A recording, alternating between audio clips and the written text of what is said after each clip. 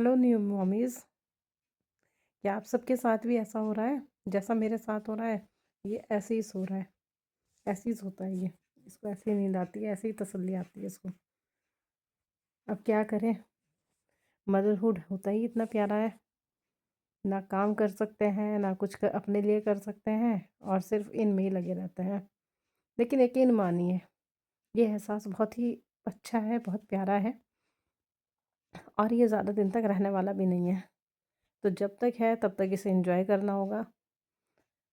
अच्छा, मैं ना आज एक इम्पॉर्टेंट बात पे ही आई थी। मैंने सोचा कि एक वीडियो बना लेते हैं, इस पे बहुत इम्पोर्टेंट भी बात है। हम सब के लिए जो न्यू मॉमीज़ होती हैं, वो किस तरह से मतलब हैंडल करें इस सिचुएशन को, उस पे बात करते हैं। तो चलो देखो, जो सवा महीना होता है स्टार्टिंग का, वो वाक़ई में बहुत टिपिकल होता है। ख़ास तौर से जिनका सी सेक्शन होता है, उनके लिए तो बहुत ही प्रॉब्लम भरा रहता है। ये मेरे ऊपर भी हावी हो गया था पोस्टपार्टम डिप्रेशन। मैं वीडियोज़ देखती रहती थी और मुझे लगता था कि ऐसा कुछ है नहीं। लेकिन जब एक्चुअल में इस लाइन में आई हूँ, जब ये बेबी हुआ है प्यारा-सा, तो महसूस हुआ कि नहीं, ये सच में पोस्टपार्टम डिप्रेशन कैसा होता है। तो हो गया था मुझे लगभग सवा महीने, ये मुझे बहुत ज़्यादा रहा, इसने मेरा दिमाग ही ख़राब कर दिया। मतलब मुझे ऐसा हो गया था कि क्या ज़िंदगी में, मुझे लगने लग गया था कि मेरे हस्बैंड और मैं कभी मतलब एक-दूसरे को टाइम भी दे पाएँगे अब या नहीं दे पाएँगे। लेकिन मैंने इसे धीरे-धीरे हैंडल करा। कैसा हैंडल करा मैं बताती हूँ आपको। स्टार्टिंग में तो देखो, सवा महीने आपका सब केयर भी करते हैं ना, सब ध्यान रखते हैं घर में। तो सवा महीना तो आपका कट ही जाएगा। रात को कोई नहीं देखने आता भई, अपना भी देखना पड़ता है अपनी औलाद को। तो देखना भी चाहिए, हमारी औलाद है। भई देखो, एक चीज़ अगर हम माइंड में बिठा लेंगे ना, तो आगे हमें दिक्कत नहीं आएगी। हमें ये अपने माइंड में बिठा लेना चाहिए कि जो इन बच्चों की दादी होती हैं, दादा होते हैं, कोई भी होता है, उन्होंने भी अपने टाइम पे स्ट्रगल किया है, बल्कि हमारे से ज़्यादा स्ट्रगल करा है। क्योंकि हम लोग तो डायपर पहना के एक बार को रात को अ, टेंशन फ्री हो जाते हैं, कम से कम हमें बार-बार ये शूशु-पॉटी तो साफ़ नहीं करना पड़ता ना। लेकिन उन लोगों ने तो बहुत ज़्यादा स्ट्रगल करा है। उस टाइम पे लंगोट हुआ करते थे, बस बार-बार बेचारी उठ रही हैं रातों को और वो कर रही हैं इन्हें। तो ना मैंने सवा महीने तक तो मैंने जैसे-तैसे एडजस्ट करा है, सी सेक्शन मेरा हुआ था। नॉर्मल होता तो शायद जल्दी ही वो हो जाती मैं रिकवर, लेकिन मैंने अपने आप को ना सी सेक्शन में भी बहुत जल्दी रिकवर करा।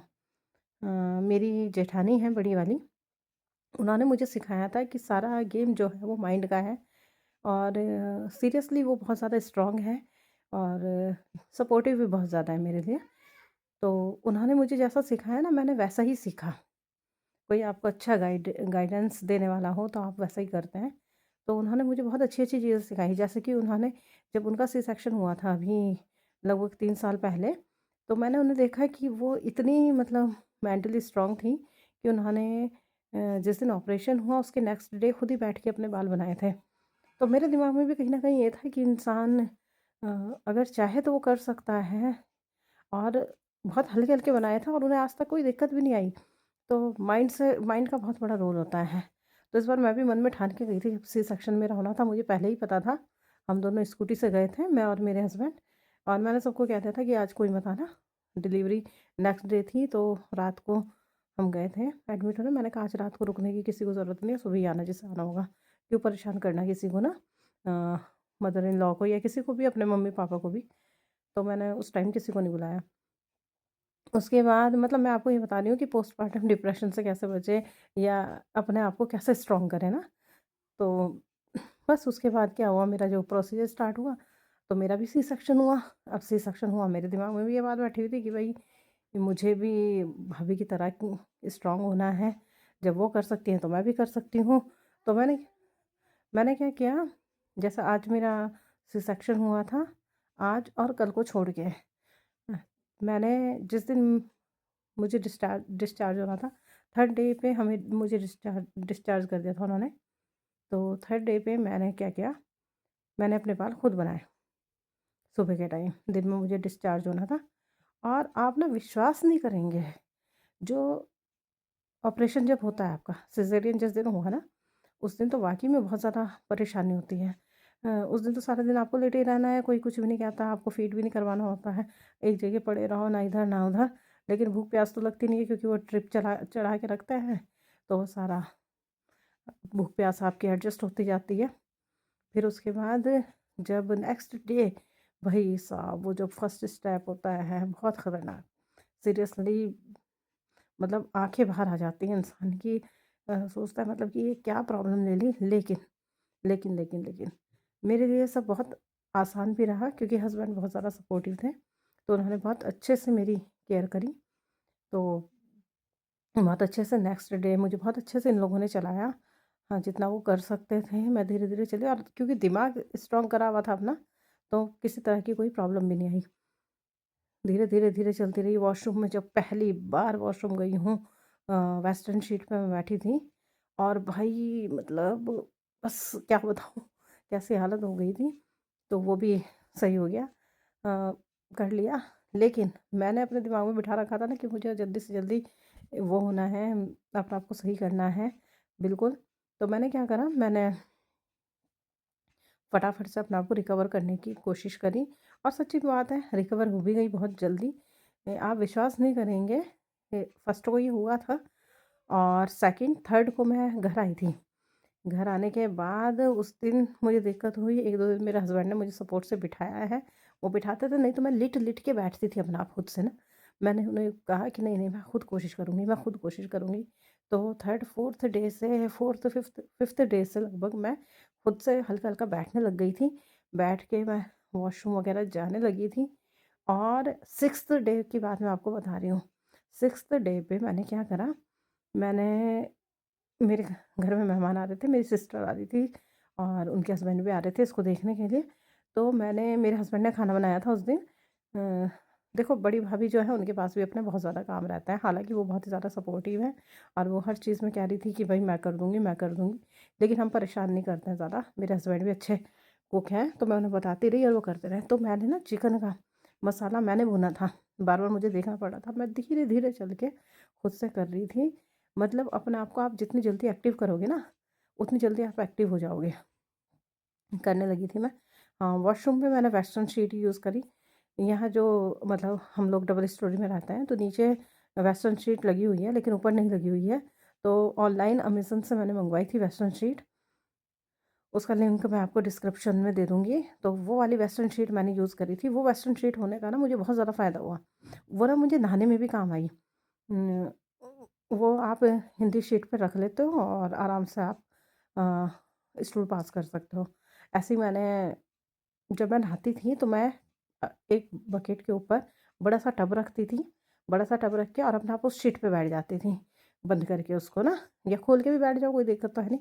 और फिर मैं नहा लेती थी, उसमें मुझे झुकना नहीं पड़ता था। तो मैं 1-2 बार तो, एक बार मुझे जो फर्स्ट टाइम नहलाया वो मेरे हस्बैंड ने नहलाया था, और सेकंड टाइम से वो इसलिए भी नहलाया था क्योंकि मेरे स्टिचेज़ पे पट्टियाँ लगी हुई थी तो कहीं भीग ना जाए ना, इस डर से। फिर जब वो स्टिचेज़ खुली हैं तो मैंने खुद ही नहाना शुरू कर दिया। दिक्कत होती थी शुरू में, भई दिक्कत क्यों नहीं होगी? लेकिन क्योंकि माइंड को सेट करा हुआ था तो सब कुछ सही से होने लगा। अब बात मेन ये थी कि इसको कैसे हैंडल करें? इसको हैंडल करने के लिए मैंने सोचा कि भई अपने आप को स्ट्रॉन्ग करना है। मेरे हस्बैंड ने मुझे बहुत सपोर्ट करा जब ये रोता था या कुछ। फिर मैंने धीरे-धीरे इसको ना हल्का-हल्का लेटा के दूध पिलाना शुरू करा। जब मैं इसको फ़ीड करवाती थी ना लेटा लेटा के, सवा महीने तो देखो परेशान करेगा ही, आपको भी करेगा, मुझे भी बहुत करा है। लेकिन जब मैं घर गई ना तो मैंने घर जाके अपनी मम्मा से सीखा कि मुझे इसको कैसे फ़ीड करवाना है। मैं क्या करती थी, मैं रात को लेट के इसे फ़ीड करवाती थी।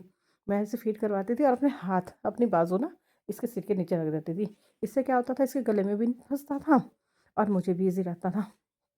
फिर मैंने धीरे-धीरे फिर मैं कभी बैठ जाती थी जब ज़्यादा रोता था, जब नहीं रोता था तो मैं इसे क्या करती थी, हल्का-सा जैसे चूँ-चूँ करना शुरू शुरू करा, तो मैं इसको रात को सोते-सोते ही अ, अपने ऊपर से इधर की साइड टर्न ले लिया, इधर की साइड टर्न टर्न ले ले लिया इसका, और फिर मैं इसको फ़ीड करवा देती थी। इससे मुझे ये बेनिफिट हुआ, मैं आपको बताती हूँ सीरियसली, कि रात को ये मुझे परेशान नहीं करता बिल्कुल। ये बच्चा मुझे रात को बिल्कुल परेशान नहीं करता। हाँ, हाँ, अगर इसको कोई दिक्कत है, जैसे परसों रात इसको दिक्कत हो रही थी कुछ शायद, तो इसने ये 2 बजे उठ गया था और ये लगभग 6 बजे सोया। तो इसके लिए तो आपको माइंड को प्रिपेयर करना ही पड़ेगा, हमारी औलाद है, हम नहीं करेंगे तो और कौन करेगा? तो मैं ना ऐसे ही करती थी, इधर फ़ीड करवाया इसको, और लगा के छोड़ दिया, थोड़ा-सा फ़ीड करता था ये, फिर पुच करके सो जाता था। ऐसे ही इधर करती थी, ऐसे ही मैं अब तक करती हूँ, अब ये 4 महीने का होने वाला है। तो रात को तो मुझे इस तरीके से आराम मिल गया, कम से कम इस तरह से नींद तो पूरी हो जाती है ना, नींद पूरी हो गई।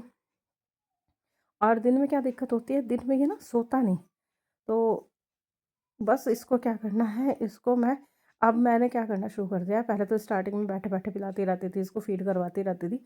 अब मैंने इसको क्या करना शुरू कर दिया है, जैसे ये मुझे लगता है ना कि सोना शुरू हो गया। कभी तो मैं ऐसे भी लेके बैठ जाती हूँ जब मुझे इस पे प्यार आता है। ज़्यादातर ये ऐसे सो जाता है तो मुझे कोई दिक्कत भी नहीं है, काम अपना निपटा देते हैं सुबह को। और फिर उसके बाद इसको ऐसे लेके बैठ जाती हूँ, मैं स्टडी भी करती हूँ, मैं आपको बता दूँ, है ना? मैं स्टडी भी करती हूँ, तो मैं ऐसे ही लेके फ़ोन लेकर और नोट्स जो बनाने होते हैं, वो उस टाइम पे जिस टाइम ये नीचे लेटता है, मैं पढ़ लेती हूँ और उसके बाद नोट्स तब बनाती हूँ जब ये इधर-उधर लेटा हुआ हो या इसकी दादी ने इसको लिया हुआ हो ना, किसी ने भी लिया हो तो उस टाइम फटाफट नोट्स बना दो। देखो, एक बात तो अपने दिमाग में बिठाना पड़ेगा कि अगर आपको अ, अपने बच्चे को पालना है कम से कम 1 डेढ़ साल तक, तो आपको ज़रूरत से ज़्यादा एक्टिव होना पड़ेगा। जब भी आपको टाइम मिले, तो आपको जो भी करना है, जो भी आपका काम है, जैसे मेरा जो साइड का काम है, वो ज़रूरी काम जो है, वो स्टडी है। मेरा एक चैनल दूसरा भी है, असिस्टेंट अकाउंटेंट मास्टर क्लासेस के नाम से, तो मुझे उस पे भी काम करना पड़ता है। फ़िलहाल तो ख़ैर मैंने बहुत दिनों से उसपे कोई वीडियो अपलोड नहीं करी है। तो वो भी काम देखना पड़ता है अपना। बहुत सारे काम होते हैं जो इंसान को करने हैं और वो करने भी चाहिए, छोड़ना नहीं चाहिए, है ना? तो इस तरह से करके मैंने अपने आप को थोड़ा-थोड़ा अपने माइंड को सेट करना शुरू करा। हम जैसा सोचते हैं वैसे ही एक्चुअल में हमारे साथ होता रहता है।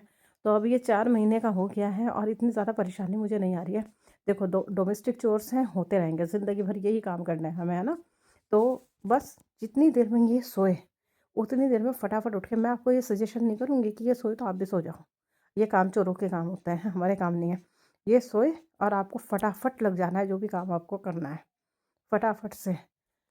और कोशिश करें कि अपनी मदर इन लॉ को या आपके पास जो भी है उनसे प्यार से कह के भई अपना खाना-खुना आप बनवा सकते हैं, कह सकते हैं।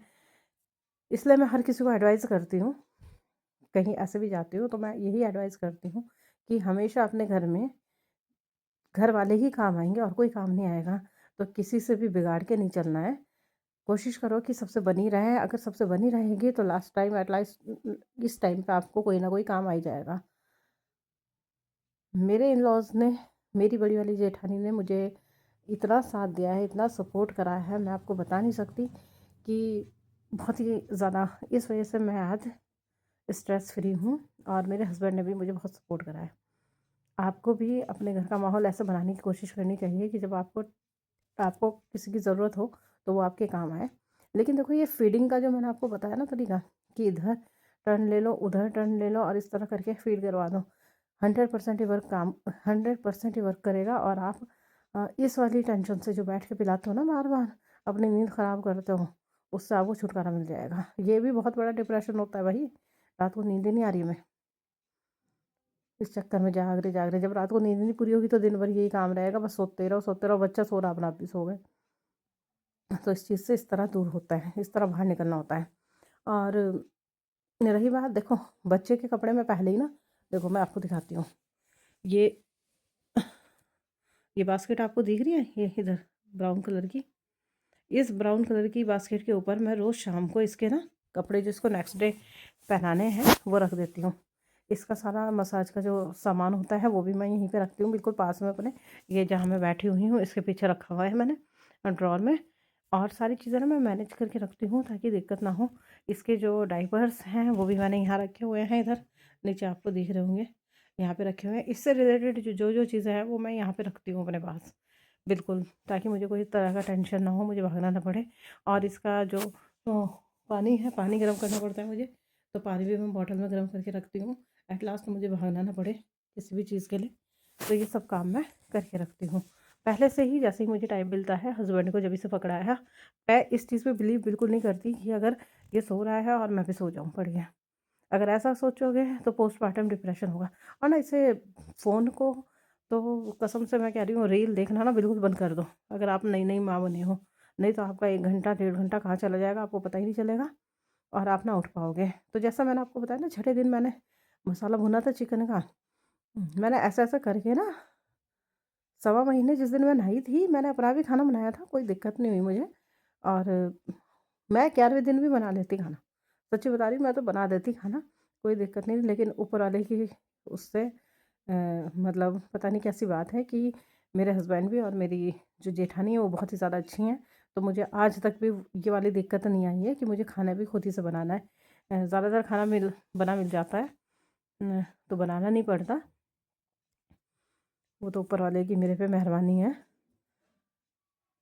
कुछ ये भी है कि एक केस पहले ख़राब हो गया था, तो अब सबको लगता है कि ये बच्चा वैसे भी बीमार है थोड़ा-सा। मैंने आपको बताया था हॉस्पिटल से कि इसको थोड़ी-सी दिक्कत है। इसके 3 बार इसका ऑपरेशन होगा, तो इस वज़ह से भी थोड़ा मेरे साथ इसकी वज़ह से थोड़ी रियायत करते हैं सब।